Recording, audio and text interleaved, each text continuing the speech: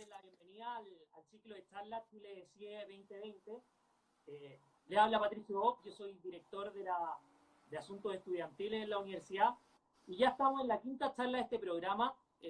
Muchos nos han preguntado y quiero aprovechar de despejar esa duda, cómo se obtienen los créditos. Y para eso tienen tres simples pasos que implica, en primer lugar, participar durante una charla completa durante 3 instancias, es decir, tienen que conectarse a 3 charlas, ya sea en vivo o pueden verlas en la plataforma de YouTube de la DAE. Cada charla tiene un desafío, tiene una tarea, que también la pueden preguntar al correo cdu2020@ud.cl. Una vez que ustedes completen ese desafío, esa tarea, la mandan a ese correo y al contestar 3, es decir, al haber participado en 3 charlas, obtienen el crédito de libre elección. Así que los invitamos a participar de este programa. Estas charlas son sobre la contingencia que estamos viviendo, tanto desde el estallido social como desde la crisis sanitaria, un análisis de lo que está pasando en el mundo, de cómo Chile está enfrentando estos escenarios. Para eso, como les dije, estamos en la quinta charla del programa. La charla de hoy se llama Coronavirus en el mundo, entendiendo el desafío desde la cultura y la sociedad. Para eso tenemos a un invitado excepcional a mi juicio. Lo ven en la pantalla de abajo, el director del Instituto de Humanidades, Guido Larsson, es cientista político y licenciado en Filosofía y Humanidades de la Universidad Gabriela Mistral. También es magíster en Ciencia Política, con mención en Relaciones Internacionales de la Pontificia Universidad Católica. Quiero, antes de que partamos con la charla, que Guido los pueda saludar y les pueda contar cuál será el desafío, la pregunta que deben responder al correo cdu2020@ud sobre esta charla. Hola Pato, y hola a todos los que están en este momento viéndonos. Los quiero saludar, los quiero agradecer obviamente en participar de esto, que creo que es una iniciativa muy potente y muy sustantiva para nuestros alumnos y para todos aquellos que son interesados. El desafío es bastante simple. En general, si uno observa la manera en cómo las distintas sociedades han respondido frente a la pandemia, y de hecho no solamente la pandemia, porque tú mencionaste también las crisis sociales, es muy difícil explicar mucho la respuesta si es que uno no integra las creencias que tienen dichas sociedades. Entonces, el desafío es, a su modo de ver, cuál es el peso que tienen las creencias sociales para explicar las respuestas que damos frente a este tipo de crisis. Perfecto. Tenemos el desafío entonces, tienen que responderlo por el correo, ojalá en una plana, al correo cdu2020@ud.cl. Bueno, y hoy día, como dijimos, vamos a hablar del coronavirus en el mundo, pero entendiéndolo más de una mirada de sociedad y cultural. En ese sentido, lo primero me gustaría dar las cifras mundiales de cómo ha avanzado este virus en el mundo. Hoy día pasamos el 1.000.000 de contagiados. El país que está liderando esto de Estados Unidos con 245.000 contagiados, luego España con 117.000, así Italia con 115.000. En cifras de fallecidos, lo cual no es menor, tampoco estamos también, estamos en 55.000 fallecidos a nivel mundial, liderándolo Italia con 13.915. Y en ese sentido, yo creo que es importante entender que esta charla busca entender desde factores religiosos, políticos, sociales y culturales el cómo ha afectado a los países esta crisis y entender también cómo las medidas que han tomado los gobiernos han tenido una respuesta por parte de la ciudadanía. Para comenzar, Guido, mira, nos gustaría partir con China. China, bueno, es el gigante asiático donde comenzó la propagación de este virus y donde vimos a un gobierno actuar de la forma que lo ha hecho un poco siempre, con decisiones más bien centralizadas y un poco autoritarias para abordar esta crisis. ¿Qué nos podrías contar un poco de eso? A ver, quizás lo primero que hay que decir es que las cifras que tú mencionaste corresponden a cifras de contagiados comprobados.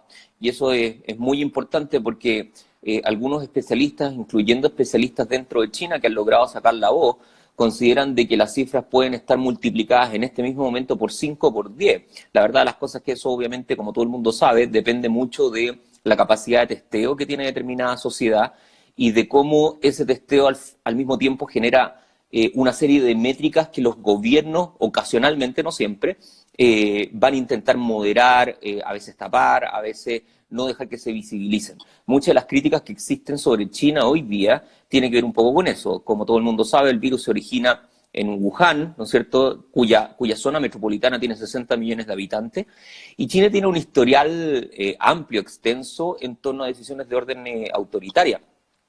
Probablemente creo que es una de las cosas que hay que estudiar desde el punto de vista de la historia, ¿no? La última dinastía en China cae en el año 1911 y después de eso China experimenta un proceso gigantesco y absolutamente desastroso de guerra civil que finalmente termina con la captura del Partido Comunista Chino y de Mao Zedong hacia 1949. Entonces llevan un periodo extenso de tiempo con un tipo de régimen altamente autoritario y centralizado, un régimen de partido único, que curiosamente incorpora algunos elementos de Occidente. Es decir, el Partido Comunista no es y el comunismo como una idea, no se origina realmente en Oriente, se origina con las ideas de Karl Marx en Occidente, y por lo tanto lo que uno observa en China es una combinación muy curiosa entre, por un lado, una ideología originaria de Occidente que se combina en un híbrido con ideas asociadas, por ejemplo, al confucianismo histórico dentro de China,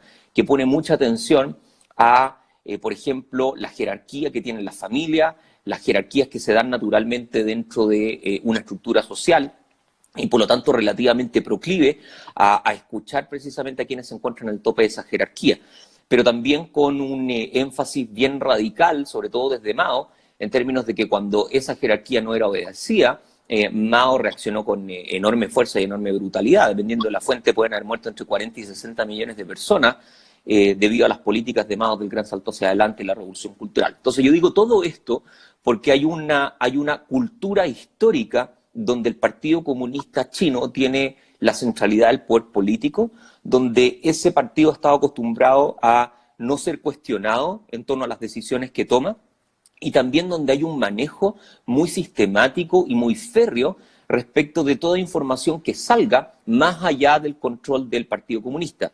Por ejemplo, alguno de nuestros alumnos recordará de que los primeros médicos en China en declarar la alerta fueron silenciados y hubo mucha crítica por parte de la Organización Mundial de la Salud en torno a cómo esto se manejó política y comunicacionalmente y cómo finalmente la autoridad china esperó mucho antes de dar el aviso que fue dado el 31 de diciembre del 2019. Y hay quienes dicen de que los primeros casos de este nuevo virus habrían estado a ojos públicos de la política en China desde comienzos de diciembre. Entonces eso es realmente muy importante porque si uno ha observado que llevamos en este país un mes, ¿no es cierto?, aproximadamente desde el primer caso confirmado.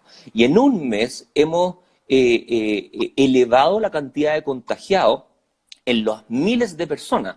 Entonces, si uno eso lo traduce a nivel de China y a nivel internacional, con un mes de anticipo del aviso, probablemente las circunstancias hubiesen sido muy distintas. Y eso también entonces te habla de cómo la política en China privilegió en alguna medida su propia seguridad, su propio poder, ¿no es cierto?, la estructura firme que tiene el Partido Comunista desde esa perspectiva y cómo intentó controlar la información que salía de China más allá de su frontera en un periodo que resultó ser crítico, porque cuando efectivamente informaron de esto a la Organización Mundial de la Salud y cuando la Organización Mundial de la Salud dio la alerta sanitaria a nivel mundial, ya era demasiado tarde, porque había habido un espacio de tiempo complejo, ¿no es cierto?, donde China intentó mantener la información férrea. Y luego de eso, y esto es importante tal vez también mencionarlo, luego de eso solamente tenemos información oficial por parte del gobierno chino respecto de las políticas que han tomado y los indicadores y números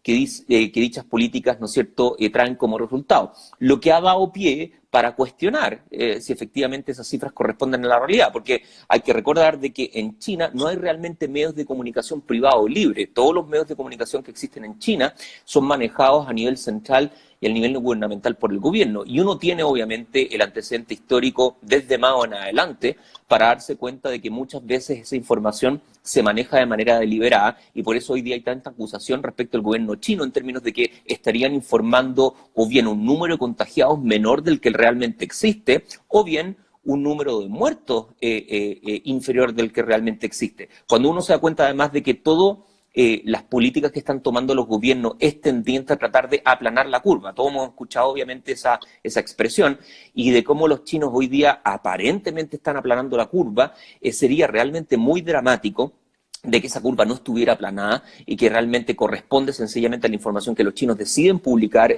pero que no. Solamente para dar un último elemento dentro de este comentario, el Mercurio, el diario El Mercurio, ha estado publicando un intercambio entre un intelectual francés conocido como Guy Sorman y el embajador chino en Chile, que se llama Xu Bu. Y ahí creo yo que puede verse un poco este debate, casi en vivo y en directo, salvo que se tiene que leer a través de las páginas de las cartas editoriales del Mercurio, entre un intelectual francés que está tratando de poner en cuestión lo que dice el gobierno chino, y un embajador que obviamente recibe órdenes desde Beijing y que debe regirse por la línea oficial de su propio gobierno. Y es obviamente función de cada uno de nosotros tratar de observar dónde se encuentra realmente la verdad y la evidencia para determinar cuál es el escenario real que está enfrentando China hoy día. Bueno, queremos saludar a todos los que se han conectado. Estamos hablando con Guido Larsson, director del Instituto de Humanidades, y viendo el caso de... Hemos visto cómo esta pandemia se ha expandido fuertemente a Europa. Hoy día vemos países muy afectados como Italia, España, y se habla, por ejemplo, de que la gran cifra de muertos que tienen específicamente estos dos países se debe a que ha habido una mortalidad muy grande en los adultos mayores. En ese sentido, sabemos que estos países tienen una cultura muy apegada a la familia, donde los adultos mayores prácticamente son muy parte del hogar y del círculo familiar. Entonces, en ese sentido, ¿cómo tú crees que la cultura ha sido un factor determinante dentro de la expansión del virus, tanto en el mundo como específicamente en Europa y en estos países que además son países católicos, que tienen también un esquema muy, muy tradicional? Sí, mira, es buena la pregunta, es difícil también, porque siempre ha sido complicado desde la perspectiva del análisis más sociológico, más histórico, ponderar exactamente qué cuenta como cultura, y más aún tratar de determinar y evaluar cuánto de ese peso se traduce, por ejemplo, en decisiones gubernamentales. Yo creo que en el caso italiano es cierto lo que dices, digamos, es casi una suerte de cliché mencionar que las familias italianas suelen ser familias muy apegadas, muy cercanas, donde también la relación tiende a ser extensiva, pero yo pondría tres elementos de atención en torno a ese análisis. Primero, no todo evento, en este caso una crisis, y no todo efecto que tiene la crisis puede explicarse sencillamente por los hábitos sociológicos que tiene determinada sociedad. Muy importante es, por ejemplo, la respuesta que han dado distintos gobiernos y cómo gobiernos que pueden estar inclinados hacia una tradición cultural más colectivista han dado respuestas completamente distintas. Entonces, solamente por poner un caso de contrapeso, Japón ha sido usualmente calificado, y así lo muestran los indicadores, como una sociedad también altamente colectivista. De hecho, yo no sé si ustedes saben, por ejemplo, que en Japón primero va el apellido y después va el nombre. Y cuando va el apellido, lo que están tratando de hacer culturalmente es darle relevancia a ese contorno social. Y bueno, obviamente las tasas de Japón, si uno las compara con las tasas italianas, son realmente muy bajas en comparación con la Italia. Obviamente hay elementos adicionales a eso. Italia estaba mucho más conectada, por ejemplo, con lo que estaba ocurriendo con relación a Asia respecto a lo que estaba respecto, por ejemplo, de Japón, que rápidamente cierra sus fronteras y rápidamente pone mucha atención respecto de importar casos desde el continente asiático. Entonces yo diría que en el caso italiano responde más bien a una lentitud asombrosa y en alguna medida negligente por parte del gobierno italiano, y cómo eso finalmente le hace perder un tiempo realmente muy clave en la aproximación al problema. Ahora, obviamente también uno podría decir, bueno, si fuese solamente la cultura, uno observaría diferencias radicales entre lo que ocurre en el norte, lo que ocurre en Italia como un todo respecto de distintas zonas de Italia. Y uno se da cuenta de que eso no es así, en el sentido de que, por ejemplo, el norte de Italia ha sido mucho más afectado que el sur italiano con relación a esa pandemia, a pesar de que comparten la misma cultura. Obviamente hay ciertas diferencias un poquito más específicas. Es distinto, por ejemplo, la historia y la cultura y la sociedad lombarda de lo que es la sociedad siciliana, ¿no es cierto?, o napolitana, por ejemplo. Pero a lo que estoy tratando de apuntar es que esta pandemia no, si bien puede tener una lectura asociada a la creencia y a la cultura, esa creencia y esa cultura igual está permeada por las acciones y las decisiones que toman los gobiernos. Y yo creo que gran parte de la responsabilidad en el caso italiano se encuentra precisamente en el gobierno, que tomó decisiones muy atrasadas y que finalmente marcaron la diferencia con posterioridad. Es llamativo, por ejemplo, si uno compara el caso italiano con el caso alemán, ¿no? Alemania, que es cierto, digamos, no obedece a los mismos parámetros culturales que los italianos, pero ha enfrentado a la pandemia de una manera muchísimo más agresiva y con mucha más anticipación de lo que hizo Italia. Y obviamente están viendo las consecuencias ahora, donde Italia sigue experimentando altas tasas de contagio día a día, porque básicamente el contagio se informa con, qué sé yo, 5 días o una semana de retraso. Entonces, realmente estamos, por así decir, mirando al pasado cuando nos están informando los datos del presente. Ahora, yo diría una cosa adicional con relación al caso italiano, que es algo que uno observó, por ejemplo, en Estados Unidos, porque en Italia también hubo casos, por ejemplo, de misas que se siguieron celebrando aún con la pandemia en marcha. Y eso manifiesta un grado de irresponsabilidad brutal y absoluta en términos de que si la ciencia nos está indicando de que es necesario evitar las aglomeraciones, pero por otro lado tenemos creencias de orden religiosa que incentivan la reunión de aglomeraciones, trae como consecuencia obviamente que se dispare la curva y que eso entonces genere un aumento exponencial de las tasas como lo estamos experimentando en Italia hoy. Oye, interesante dato que nos entregas, y en ese sentido también mencionaste anteriormente, Guido, la capacidad que tienen los países para identificar cuántos casos reales existen de contagiados. Y en ese sentido, uno se hace la pregunta, trasladándonos un poco al continente africano, ¿qué capacidad de testeo pueden tener de repente países africanos con una salud tan precaria o tan precarizada? ¿Cómo está enfrentando África, por ejemplo, esta pandemia? Ya, es buena la pregunta también porque creo que es importante hacer un reconocimiento en términos de la complejidad del problema, en el sentido de que nosotros acostumbramos a hablar de África como si fuese una gran unidad completamente homogénea, ¿sí? Pero eso no es realmente así. En África subsisten 51 unidades soberanas, es decir, es uno de los continentes que tiene mayor cantidad de países dentro de ese mismo continente, y las diferencias intraestatales entre cada uno de los países también es muy sustantiva. Es muy distinta a la realidad, por ejemplo, de Sudáfrica, que fue un país colonizado por los holandeses y también por los británicos, que tiene estándares de vida, si bien con altísimas tasas de inequidad, pero tiene ciertos parámetros semejantes a los de Occidente, que compararlo, por ejemplo, con Somalia, o con Burkina Faso, o con Gabón, o con la República Democrática del Congo, etcétera. Entonces, hay que tener ojo en, creo yo, no encapsular a África como si fuese una unidad homogénea, porque cada uno de los países africanos responde de manera relativamente distinta. Entonces, en torno a eso, yo diría un par de cosas. La primera es que hay que considerar de que hay una porción de países africanos que llevan periodos de conflictividad durante décadas, ¿no?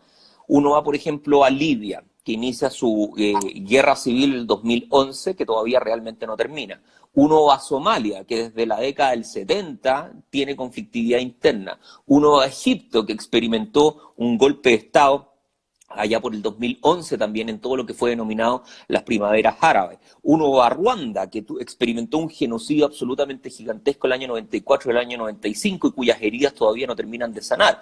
Uno va a la República Democrática del Congo, que experimenta una dictadura durante 30 años y donde uno observa bolsones de su propio territorio con enormes grados de violencia y donde hay literalmente grupos paramilitares que están controlando el país. Entonces, hay una porción de países que enfrentan la pandemia en un contexto de desintegración casi total de la capacidad institucional que tiene el Estado para hacerle frente. Y eso obviamente se debe a que esos países han experimentado guerras civiles, guerras intrarregionales, ¿no es cierto?, y procesos de violencia interna que son muy dramáticos. No podemos obviamente pedirle en ese contexto de que estén en disposición o en capacidad de hacerle frente a un virus. Ahora, obviamente, la probabilidad de importar casos considerables de contagiados también es menor, porque nadie realmente está viajando a Somalia, nadie está realmente viajando a Libia, digamos, a la República Democrática del Congo. Entonces, es posible que igualmente sus tasas sean bajas, pero a mí no me cabe ninguna duda de que lo que se informa es muy inferior a lo que subsiste en la realidad. Pero no es por una cuestión conspirativa, es sencillamente porque esos estados no tienen capacidad de hacerle frente a una pandemia. Luego uno tiene toda otra serie de países, y me voy sobre todo a los de la costa atlántica en África. Estoy hablando, por ejemplo, de Togo o de Camerún y sobre todo Nigeria, que son países extremadamente poblados. Son países que curiosamente han experimentado, sobre todo los últimos que mencioné, Togo, digamos, Camerún también, brotes de ébola en el pasado.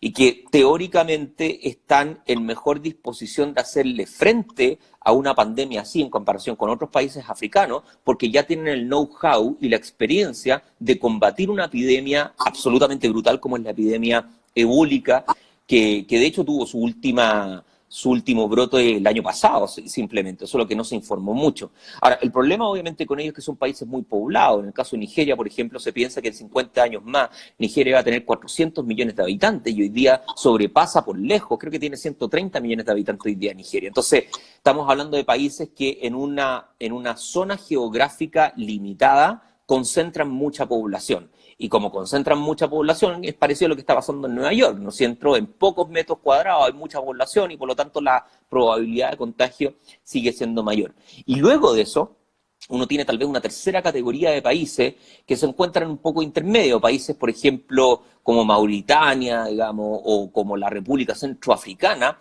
que no siendo países que están hoy día en procesos extensivos de conflicto, a pesar de que Mauritania tiene conflictos de radicalismo islámico, tampoco son países que podemos comparar, por ejemplo, con Sudáfrica, que son países más estandarizados al tipo de desarrollo que tiene Occidente, y que también obviamente los números que informan uno supondría que son mucho menores de la realidad, pero ahí sí que se trata de simplemente falta de recursos y falta de capacidad. El problema, creo yo, es que esto está recién empezando para África. Y por lo tanto, uno supondría de que si hemos observado curvas de crecimiento exponencial para todo país que está experimentando la pandemia, lo mismo podría traducirse para estos bolsones de países africanos, en términos de que hoy día no se están viendo esa cantidad de casos, pero en los próximos meses probablemente los casos vayan a estallar. Y ahí lo que se sigue de eso es que las consecuencias humanitarias para ya un continente que experimenta problemas humanitarios muy serios en toda una serie de contextos, es gravísimo, pues, ¿no? En ese sentido, Guido, es muy complejo enfrentar una pandemia en una o en conmoción interna. Un sector que obviamente ha sido muy afectado por esto en los últimos años ha sido todo el sector de Arabia. ¿Qué pasa con países al final como Siria o Irán? Irán fue uno de los países que siguiente a China, por decirlo de cierta manera, donde el virus de cierta manera pegó muy fuerte. ¿Qué pasa con la credibilidad de los gobiernos también en esos países para enfrentar una pandemia? Bueno, es buena la pregunta porque nos acerca también a nuestra propia realidad, en el sentido de que enfrentar una pandemia implica un grado de aceptación por parte de la sociedad respecto de los delineamientos generales que entrega la autoridad. Entonces, en el caso de Irán, Irán es una teocracia desde el año 79, cuando el ayatollah Khomeini llega al poder después de derribar una dictadura que era pro-occidental, la dictadura de la dinastía de los Pahlaví, y que se organiza fundamentalmente en términos teocráticos, ¿no? Y Irán se califica a sí mismo como una república islámica, ¿sí? Y donde entonces el peso de la religión es un peso muy sustantivo, y donde si bien es una teocracia, sigue delineamientos altamente autoritarios. Irán ya venía con un proceso de deslegitimación de su propia autoridad, había experimentado lo que se llama la Revolución Verde hace algunos años atrás, precisamente en torno a iraníes que quieren o que buscan una mayor apertura a su propio país, y por lo tanto enfrentan la pandemia con la legitimidad del gobierno por el suelo. Entonces eso trae dos efectos que son muy sustantivos. Uno es que los delineamientos iniciales del gobierno, en términos, por ejemplo, de distanciamiento social, digamos, y de generar todo el tipo de políticas que nosotros, de hecho, hemos escuchado acá, no son realmente creídos por una parte de la población. Y no solamente no son creídos, sino que son desafiados deliberadamente por parte de la población. Entonces, De hecho, yo recomiendo a los estudiantes que nos están viendo, a los auditores que nos están viendo, por ejemplo, que vayan a YouTube y busquen videos que han emergido el último tiempo de la sociedad iraní, y uno se va a encontrar con cuestiones que nos resultan absolutamente irracionales. Por ejemplo, personas que diciendo Alá me va a proteger, van deliberadamente a zonas de altas tasas de contagio y literalmente piensan que no se van a contagiar porque Dios está de su lado. O bien personas que dicen el gobierno está acá montando sencillamente un operativo que va a tratar de incrementar sus grados de apoyo y por lo tanto desobedecen las mismas reglamentaciones del gobierno. O bien incluso personas que dicen esta es una oportunidad porque dado el grado de confusión y el grado de caos que esta pandemia puede generar, podemos de hecho aprovechar la pandemia para cuestionar el estándar de poder del gobierno. Entonces el caso iraní es relativamente dramático en ese sentido, porque no ha sido homogénea la respuesta de la sociedad y porque parte de la sociedad también ha respondido con incredulidad con relación al propio gobierno. Y de hecho, este es el segundo punto que yo quería mencionar, esto tiene un ejemplo bien pragmático. En la primera persona en salir a desmentir, de hecho, el coronavirus en Irán fue el viceministro de Salubridad. Que es interesante, también busquen ese video, es interesante ver al viceministro de Salubridad declarando que Irán está bien preparado en caso de que enfrente la pandemia, y mientras está diciendo eso, está tiritando y está sudando profusamente. Al día siguiente, el viceministro debe salir reconociendo públicamente que tiene el coronavirus. Entonces, piensen lo que eso significa desde el punto de vista de la credibilidad. Una autoridad que un día dice, acá no pasa nada, y al día siguiente está diciendo, estoy contagiando de COVID, ¿sí? Y esa autoridad termina finalmente falleciendo. Entonces la situación es muy grave y son lecciones que creo yo que hay que sacar, en el sentido de que la información, creo yo, sobre todo cuando se maneja a nivel gubernamental, debiese ser una información transparente, sistemática, sin lugar a ambigüedades y sin lugar a confusión, porque es realmente la única manera en que la población vaya tomando seriedad respecto del asunto. De hecho, han salido varios reportajes en torno a países que han sido exitosos para combatir esta pandemia. Y en general se mencionan a dos, ¿no? Corea del Sur, por un lado, y Singapur. Y si hay un elemento que une ambas experiencias, Corea del Sur y Singapur, es que los gobiernos transparentaron casi por entero, y fueron muy democráticos al respecto, todas las decisiones que estaban tomando. Entonces, por ejemplo, no es que se diera datos de contagiados o de muertos una vez al día.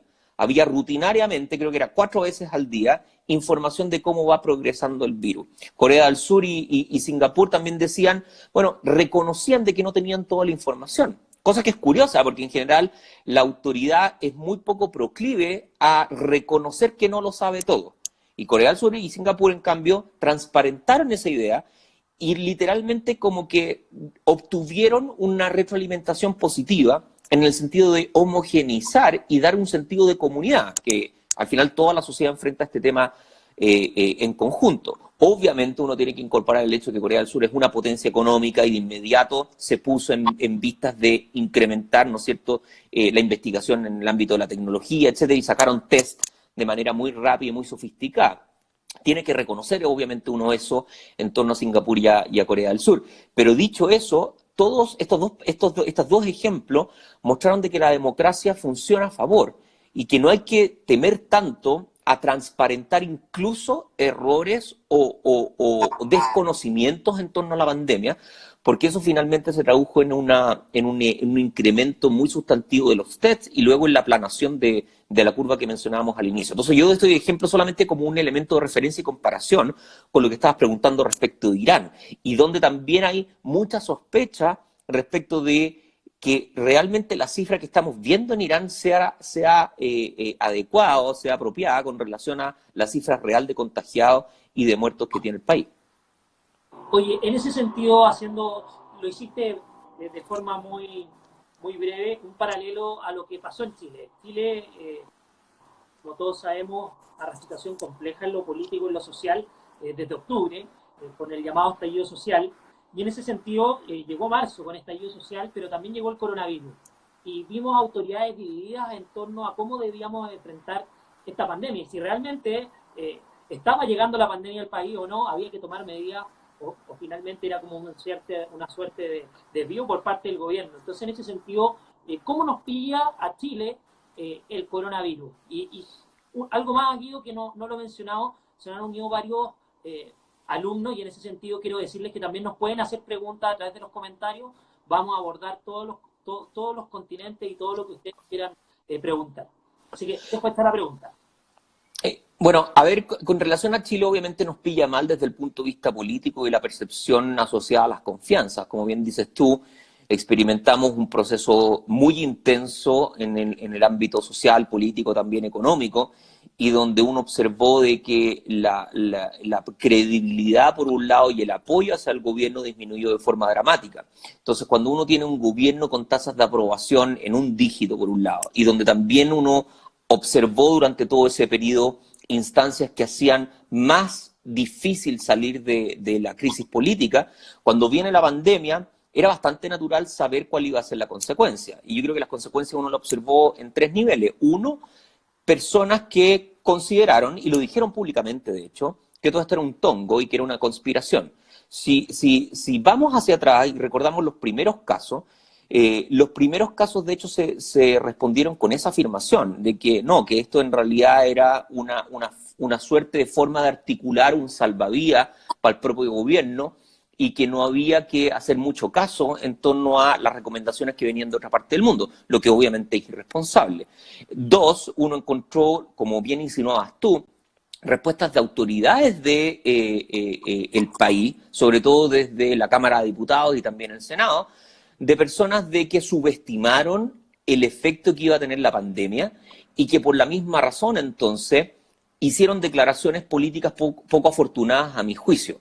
No sabemos hoy día, creo yo, porque falta mucho todavía de extensión de este proceso y no tenemos muchos datos duros, si ese tipo de declaraciones se tradujo en conductas irresponsables por parte de la sociedad. En otras palabras, si esas declaraciones llevaron a que hayan habido contagiados que de otra manera no se hubiesen contagiado y viceversa. Pero creo yo que acá se echó de menos, obviamente, una visión un poco más ponderada y más racional. Ahora, uno tiene que reconocer de que dado lo que había pasado desde octubre, las emociones y la epidermis de todos, ¿no es cierto?, de no solamente la sociedad civil, sino que también de los políticos, estaba muy a flor de piel, y uno en alguna medida incluso puede racionalizar de que esa haya sido la respuesta, donde escuchamos todos los días, ¿no es cierto?, declaraciones altisonantes que buscan un poco el respaldo ciudadano, pero que están un poco alejadas de este criterio un poco más ponderado, más racional, y que creo yo que uno espera de los políticos, o sea, independientemente de la posición ideológica que uno tenga, yo creo que uno espera a los políticos una discusión adulta, una discusión ponderada, una discusión madura, una discusión donde sean los argumentos los que finalmente vayan moviendo la agenda y no sea simplemente la emoción, a pesar de que la emoción es muy importante en el ámbito de la política. Y creo que vimos parte de eso en la autoridad política. Y tal vez lo tercero tiene que ver con el efecto neto, y es que si hubo algo positivo dentro de todo esto, es que si bien hubo confusión, ambigüedad, incredulidad al inicio, rápidamente se pasó a entender, creo yo, por parte de lo que estaba mostrando la experiencia comparada, se pasó a entender de que este era un problema serio, que era un problema que requería un grado de responsabilidad individual, un grado de responsabilidad social, como al mismo tiempo eso fue permeándose hacia el resto de las capas intermedias de la sociedad, como las empresas, las instituciones, por ejemplo, educativas, a la cual nosotros dos formamos parte, fueron tomando decisiones que iban de la mano con las recomendaciones de la Organización Mundial de la Salud, y eso logró entonces, creo yo, entrar en la conciencia colectiva y por ende entonces la práctica de la interacción social, ¿no? Entonces, también es en alguna medida esperanzador de que nuestra sociedad cuente con esas capas más bien intermedias que cuando la política no está actuando de manera adecuada, salgan finalmente, no en reemplazo, pero sí en complemento para efectivamente evitar de que la propagación de este virus sea peor de lo que es. Y dentro de todo, digamos, al menos en términos comparados, yo creo que todos los países del mundo, y acá quiero hacer esa confesión, yo creo que todos los países del mundo informan menos contagiados de lo que de hecho tienen. Y eso vale también obviamente para el país, porque al final la cantidad de contagiados está asociada a la cantidad de test que uno puede hacer y la cantidad de test que uno puede hacer siempre tiene un límite, ¿sí? Siempre es un número finito. Entonces también hay que tener ojo con eso en términos de que posiblemente el problema a nivel mundial sea peor de lo que uno supone, pero en alguna medida creo yo que estamos por ver esa circunstancia. No quisiera evaluar la reacción del gobierno en términos si es apropiada o no es apropiada. Yo creo que acá hay que apelar finalmente al sentido de responsabilidad individual y cómo ese sentido de responsabilidad individual es el que nos va a evitar llegar a casos como los italianos y acercarnos más a casos como los de Singapur o los de Corea del Sur. Oye, Guido, acá nos llega una pregunta de Loreta. Dice, ¿verdad que la pandemia aún no está en su pic? ¿Qué problema va a seguir aumentando? Mira, en ese sentido, quisiera agregar algo a esa pregunta también, en el sentido de que habla de que el factor climático es importante, que el invierno permite que haya una mayor propagación de la pandemia. Hoy día vemos a una Europa que está saliendo obviamente de lo que es el invierno y la primavera, y de cierta manera está en índices muy altos de contagios, de muerte, y en ese sentido, en América Latina estamos recién entrando a esta etapa. Entonces, ¿cómo incide también el factor climático y cómo también América Latina está preparada para enfrentar esta pandemia? Mira, yo no soy infectólogo, obviamente, no soy epidemiólogo. He tratado de informarme a partir de canales que considero que son lícitos en el ámbito de la información, como la Organización Mundial de la Salud, incluso como algunos especialistas dentro de Chile. Y en ese sentido yo no he visto realmente evidencia científica consensuada que hable de esta diferenciación, por ejemplo, en el ámbito de la temperatura. Y yo acá me voy a declarar ignorante. Obviamente no he leído todos los papers en torno al tema, pero al menos de la información que entrega la Organización Mundial de la Salud, ellos dicen de que no hay evidencia empírica que hable de que haya esta diferenciación en términos de verano, en términos de invierno, etcétera. Que al final depende mucho de las políticas que en un momento determinado se están llevando a cabo en el país. Y si nosotros seguimos así, estamos ya en abril, y no tenemos realmente señales de que esto vaya a terminar, de hecho muy posiblemente vamos a seguir encerrados y en cuarentena por un periodo sustantivo de tiempo. Eso quiere decir que las tasas de contagio deberían o estabilizarse o aplanarse, pero una vez más, como no soy infectólogo, no me atrevería a dar una opinión contundente al respecto. Sí uno puede decir de que tiene contagiados en la India, donde la temperatura promedio es de 40 grados, y uno tiene contagiados en la Siberia rusa, ¿no? Donde la temperatura promedio es de menos 30 grados. Entonces, pareciera ser que no hay una correlación directa entre lo uno y lo otro. Oye, mencionando justo Rusia, Mario Bustamante pregunta, ¿qué opina de la decisión de Putin de declarar este periodo como no laboral, pero con la protección de los sueldos? Y hacer un símil al caso chileno. ¿Cómo has visto tú a Rusia enfrentando también esta crisis y desde obviamente lo que es su tradición? A ver, el análisis que yo te haría es puramente político, en el sentido de que es difícil desanclar el caso ruso respecto de lo que la Federación Rusa había estado experimentando desde comienzos de este año. Putin realizó un intento de reforma a la Constitución, en términos de que se le estaba acabando el periodo de 6 años de gobierno. Esa propuesta de reforma pasó la Duma, esto es el Congreso ruso, y está organizado un plebiscito para aprobar o desaprobar estos cambios a la Constitución. Si el plebiscito se aprueba, eso quiere decir que Putin podría gobernar hasta el año 2034. ¿Y por qué doy toda esta introducción? Porque no creo que sea coincidencia estas políticas que anuncia efectivamente la Federación Rusa con relación al plebiscito, porque el plebiscito se va a llevar a cabo a fines de abril. Entonces, si uno piensa que hay un gobernante y un gobierno que quiere efectivamente generar estos cambios a la Constitución para eventualmente gobernar hasta el 2034, favorece a sus intereses puramente políticos enfrentar el plebiscito en un escenario con amplio respaldo público. Y qué mejor que obtener respaldo público que hacerlo bajo una ley que garantiza y protege, ¿no es cierto?, los sueldos, que creo yo que no, acá puedo estar equivocado, pero lo último que leí no es realmente para todos rusos, sino que para rusos que cumplen ciertos criterios en específico.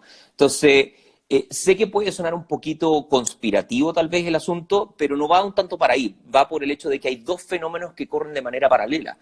La manera en que Rusia está enfrentando la pandemia y los eventos políticos que la Federación Rusa, quieras o no, también está experimentando a partir de este año. Entonces, tiendo a pensar de que hay una relación entre lo que declara Putin y lo que va a enfrentar la Federación Rusa a finales de abril, donde, dicho sea de paso, también hay cierto cuestionamiento en torno a que las tasas de contagio que Rusia está informando puedan eventualmente ser menores de lo que efectivamente tiene en la realidad.